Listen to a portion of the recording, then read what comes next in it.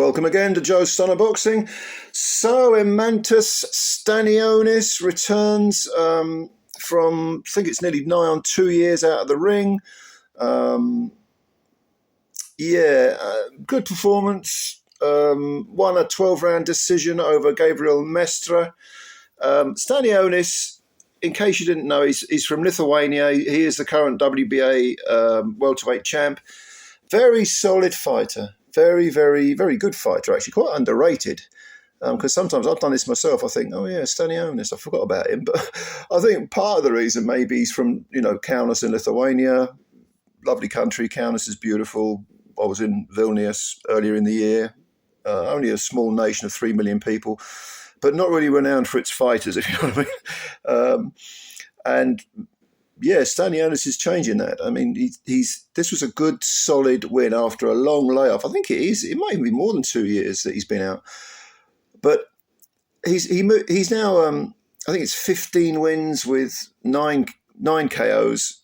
He won. I had it 117, 111. I think one of the judges had it the same. The other two judges had it wider. I think 118, 110. And that doesn't really do Maestra a lot of. Doesn't really do him any favours because he doesn't tell the whole story. Because Gabriel Maestre, he's 37 years old. He's from Venezuela, and he came in with 6 wins and a draw. He got five stoppages in his 6 wins, and he scored an upset over Trayvon Marshall, second round knockout. Marshall was being sort of heralded as a bit of a prospect, and Maestre came in and basically blitzed him. Apart from that, I mean, he did win a 12-round decision back in 2021 over Mikhail Fox, who's a very good sort of gatekeeper type, but far better than a journeyman, but kind of loses to the best guys, if you know what I mean. Apart from that, I mean, there was a 3-round retirement against an ancient Devon Alexander last year. I didn't even know Devon Alexander was still fighting. But he came in and he came with a lot of belief, Gabriel Maestre, because he started off and he was being busy, and I thought he can't keep this up. Well, he pretty much did, and Stanionis was kind of going with him. I mean, Stanionis, 29 years old, so he's in his prime. His record isn't packed with killers either. I mean, you want to talk about ancient fighters? He beat Luis Collazo back in 20. Oh no, he didn't. It was a no decision. Yeah, I know he fought Luis Collazo and it was a no decision.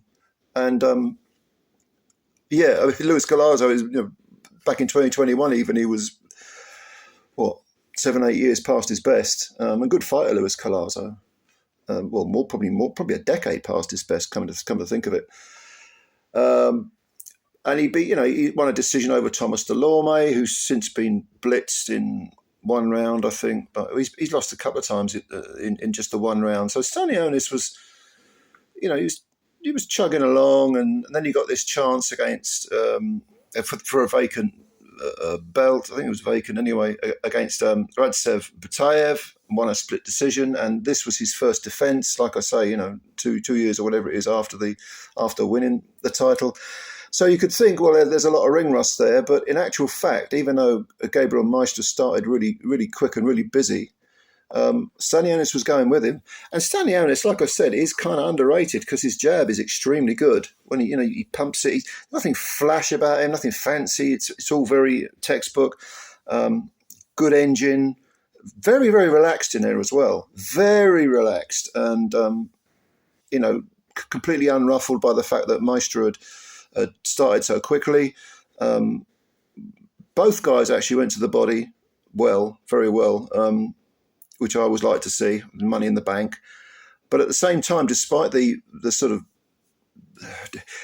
fact that both guys were, especially Stanionis, who was very, very accurate, nevertheless there wasn't any hint of either guy sort of gassing out. They both did really well. They both got good engines, clearly.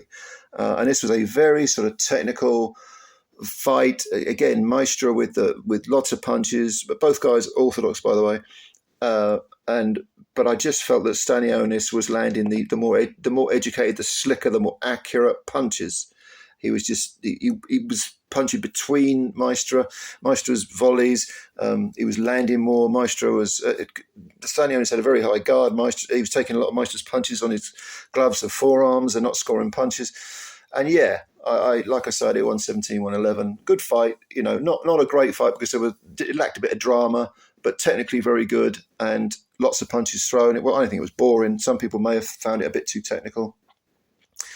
And it's interesting because Stanionis now in his last 2 fights has picked up, 24 rounds of boxing with ease.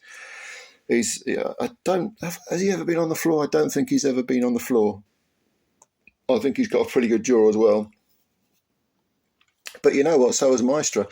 And the thing about Maestra is at 37, he don't box like a 37-year-old. He boxes like a guy who's 27. So he's very well preserved. He only had 7 fights coming into this one. He might have actually improved. His stock may have risen because of that 12 rounds, because he did do some decent work. I don't think he'll pick up a belt, but he could become he's a very interesting addition.